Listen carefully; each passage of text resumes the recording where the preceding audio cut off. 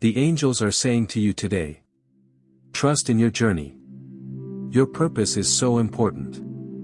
If you have difficult situations or questions you're struggling with, go within and trust your intuition, as it is heightened right now. Let it guide you. Your answers are within. Pay attention to your internal chatter, as manifestation is now happening at a very fast rate. Dear angels of abundance and prosperity, I call upon you now with gratitude and trust. Please guide me to greater financial security and stability. Help me release any fears, doubts, or blocks that may be hindering my flow of abundance. I open my heart to receive financial blessings with grace and ease, knowing that I am supported by divine love and light. Lead me to opportunities that align with my highest good and bring joy, prosperity, and abundance into my life. Thank you, angels, for guiding my path and filling my life with prosperity, gratitude, and peace. Amen. Archangel Chamuel. Name meaning, He who sees God. July 13th. Who He is, the angel of love, compassion, and soulmate connection. Colors, pink, rose gold, and white. Call on Him when you want to heal relationships or attract divine love. Fun fact, Chamuel helps people find not only soulmates, but also lost objects or peace of mind. With his rose frequency, you may quite literally smell the roses. Repeat in the morning and before going to bed. The universe always gives me everything I need. I have a lot of motivation and vitality. I achieve my goals easily and quickly. Abundance is my reality. I am grateful to the universe that my level of financial abundance is growing every day. I deserve all the best. I am confident in myself and my uniqueness. I am perfect, and everything I touch becomes special. All my initiatives are eco-friendly and successful. I get everything I want. The best things happen to me. Dear universe, I expect miracles. I ask and receive. I am blessed and fortunate. Everything is always working in my favor. I am surrounded by loving and supportive people. I shift into the consciousness of my desired manifestations. I am grateful for magical, prosperous, new beginnings. I walk and talk like the powerful creator I am. I move in alignment with massive success. I know who I am. I know what I am capable of. I know my infinite potential and I am living up to that. Now, I am blessed with financial abundance. I experience lavish abundance in all forms. I have created a life of luxury and love, unique to me. I bless those around me. I change the world. I own my power. I make wise decisions and put my entire energy to good use. I am successful. I am grateful for me. I love myself. So it is. Thank you angels, thank you universe. Breakthrough prayer. I command my situation to turn around for me instantly. I don't need to know how or when, I just know that it will. Anything is possible. Miracles are real. Suddenly and out of thin air the unimaginable can occur. I am aligned with the supernatural nature of life, where the unexplainable occurs and things just manifest for me. I surrender to this power to provide me with all the solutions I need to receive right now. Say it with me. I am attracting good things into my life. I am attracting abundance into my life. I am attracting prosperity things into my life. I am attracting unconditional love into my life. I am attracting happiness into my life. I am attracting opportunity into my life. I am attracting beautiful souls into my life. I am attracting financial freedom into my life. I am attracting healthy vibrations into my life. I am attracting everything I need into my life. Repeat after me. I am a magnet for abundance. I believe that anything that isn't meant for me will be cleansed, but it will always be replaced with more. There will always be more love, more chances, more blessings, more open doors, and more miracles. I attract what is for me with ease. All that I desire is abundantly available to me. I always have what I need. I am blessed. Affirm yes. Miracle 21. Jesus heals the sick. When they had crossed over, they came to land at Gennesaret. And when the men of that place recognized him, they sent around to all that region and brought to him all who were sick and implored him that they might only touch the fringe of his garment. And as many as touched it were made well. Matthew 14 verses 34 to 36. When they had crossed over, they came to land at Gennesaret and moored to the shore. And when they got out of the boat, the people immediately recognized him and ran about the whole region and began to bring the sick people on their beds to wherever they heard he was. And wherever he came, in villages, cities, or countryside, they laid the sick in the marketplaces and implored him that they might touch even the fringe of his garment. And as many as touched it were made well. Miracle 22. Faith of a Canaanite woman. Jesus went away from there and withdrew to the district of Tyre and Sidon. And behold, a Canaanite woman from that region came out and was crying, "Have mercy on me, O Lord, Son of David, my daughter is severely oppressed by a demon." But he did not answer her a word, and his disciples came and begged him, saying, "Send her away, for she is crying out after us." He answered, "I was sent only to the lost sheep of the house of Israel." But she came and knelt before him, saying, "Lord, help me." And he answered, "It is not right to take the children's bread and throw it to the dogs." She said, "Yes, Lord, yet even the dogs eat the crumbs that fall from their master's table." Then Jesus answered her, "O Warnan, great is your faith. Be it done for you as you desire." And her daughter was healed instantly. Miracle 23. Jesus heals a deaf man. Then he returned from the region of Tyre and went through Sidon to the Sea of Galilee, in the region of the Decapolis. And they brought to him a man who was deaf and had a speech impediment, and they begged him to lay his hand on him. And taking him aside from the crowd privately, he put his fingers into his ears, and after spitting touched his tongue. And looking up to heaven, he sighed and said to him, "Ephphatha," that is, "be opened." And his ears were opened, his tongue was released, and he spoke plainly. And Jesus charged them to tell no one.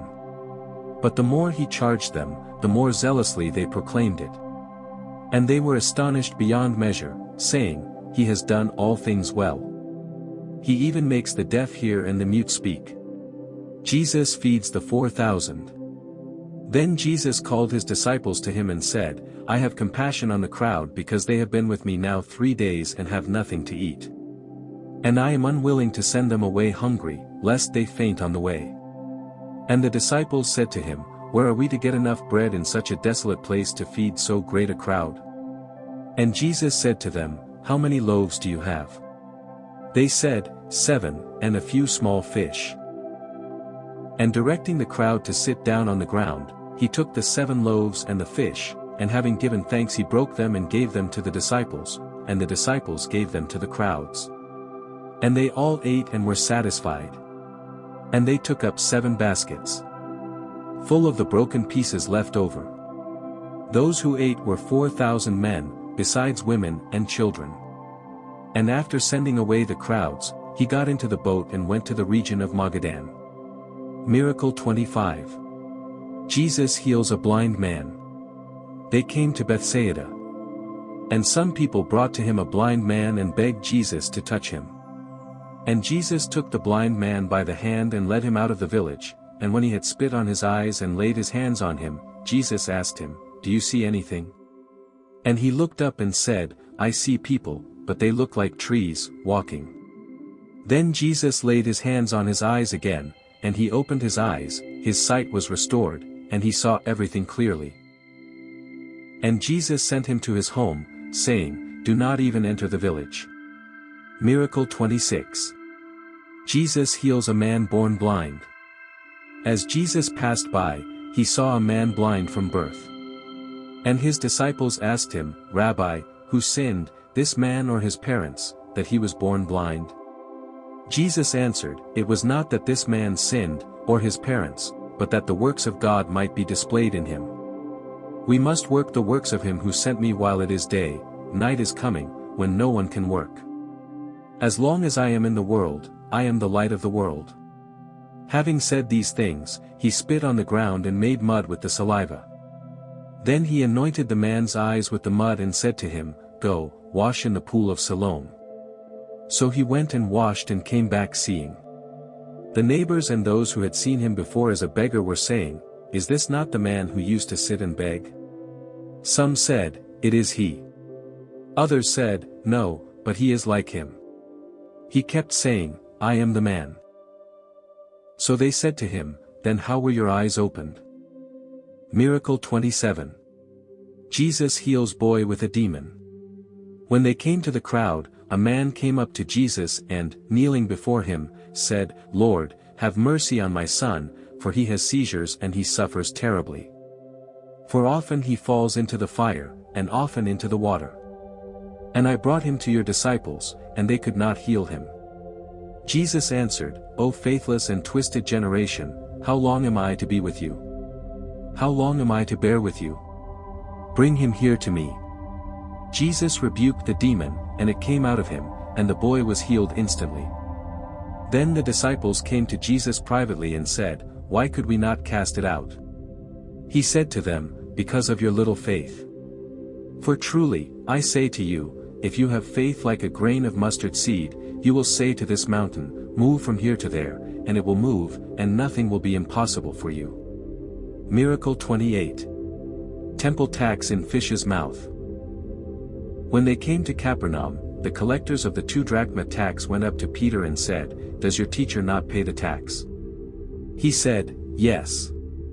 And when he came into the house, Jesus spoke to him first, saying, "What do you think, Simon?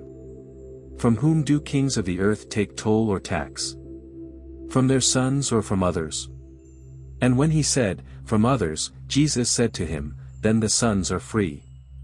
However, not to give offense to them, go to the sea and cast a hook and take the first fish that comes up, and when you open its mouth you will find a shekel. Take that and give it to them for me and for yourself." Miracle 29. Jesus heals a mute. Now he was casting out a demon that was mute. When the demon had gone out, the mute man spoke, and the people marveled.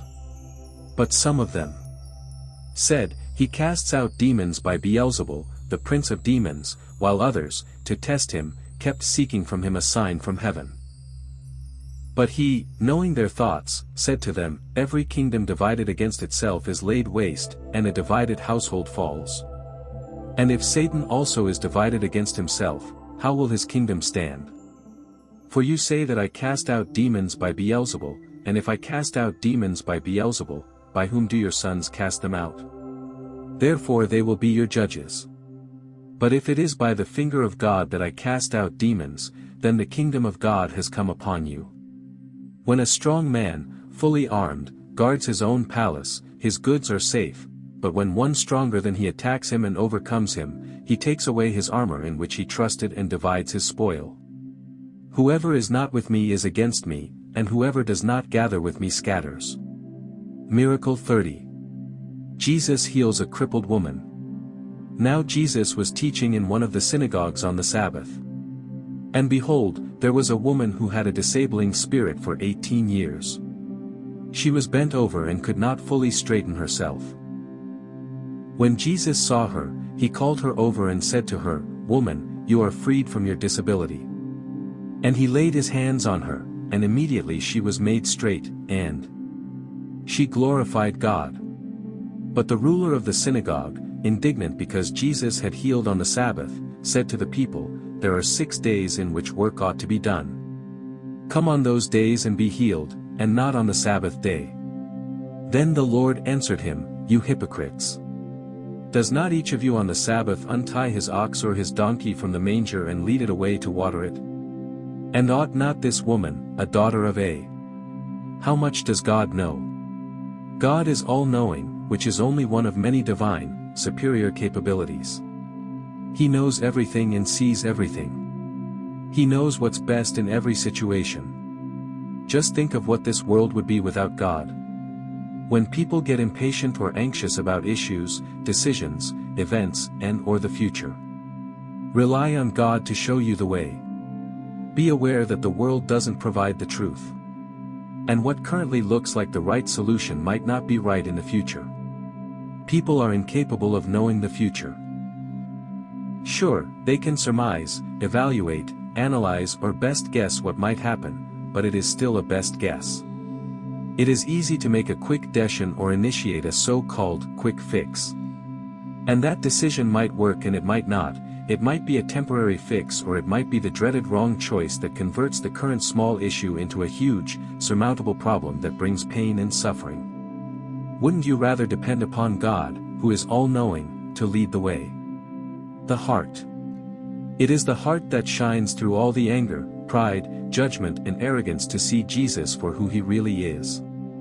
There is nothing else in the world better than the way, truth and the life of Jesus. He is the reason and purpose for your true existence.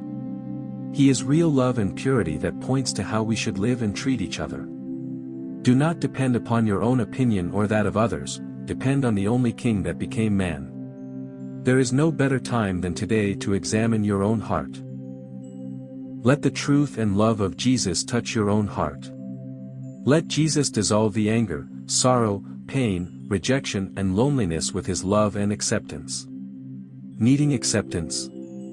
The irrefutable, primary reason why people crave acceptance is self-worth and validation. Feeling accepted by others validates their existence and contributes to their feeling, not sense, of self-worth and overall well-being. Which means that people need someone else to make them feel important and valued. This drives them to urgently seek social connection and validation from others. At the very least, surveys report that 80% to 90% of people feel like they're not enough. The undeniable truth is the repeated or chronic non-acceptance can lead individuals to feel not good enough. If you are trying to gain acceptance from selfish people, you are going to be waiting a long, long time before you receive it. In other words, you will never gain acceptance from selfish people, so don't waste your time. Experts say that most humans fall somewhere on a spectrum between pathological selfishness and extreme altruism. Do selfish people care for you, and oh? So why do you try to make them care? Pathological selfish people will manipulate you, at your expense, to fulfill their own needs and desires. And you will either know prior to or after any interaction whether they are selfish. God is not selfish, he will not take advantage of you. God is not devious or manipulative. He loves you, therefore with pure love wants what's best for you, not necessarily what you desire. God wants you to have peace, be accepted by him, and joy. Put your faith and trust in God, not people. Who or what is God? God is who or whatever he wants to be. He doesn't follow people's rules or guidelines of who they want him to be. Usually, when someone says God is firm, just, loving, peaceful, merciful or full of grace, it is because they need God to supply that need. And they would be right to say he is one or all of those descriptions. God can be simple and complex at the same time and so much more that you have never seen or heard of. He is the I am who led his people out of Egypt. He is the miracle worker and the judge. He is pure love and wrath. He is the God of second chances and absolute power. And the list goes on in the word describing who and what God is. You do not have to guess who and what he is. God is never more or less to us than what the word says he is. However, you can have faith in what the Bible states as fact. Believe who and what he is. Remember, he loves you and wants to guide, help and provide for you. It is not God that stands in the way of the relationship with him. Pleasant conversation. Two people seated, drinking coffee catching up on life events. Their discussion can switch from innocent, simple pleasant conversation to hurtful, negative gossip. And it can happen in seconds, as well as switch back and forth. However, we all know that so-called gossip is really passing on information, right? Wrong, there is no place for any gossip in the kingdom. Gossip is exactly what it is, gossip. So how do you discern what is conversation and what is gossip? The Cambridge Dictionary describes gossip as follows: conversation or reports about other people's private lives that might be unkind, disapproving, or not true. You are welcome to look up other dictionary meanings, but they are all close. Surveys from people say gossip is harmful, 66%, and mean-spirited, 63%, 33% say it is addictive and 32% say it is sinful.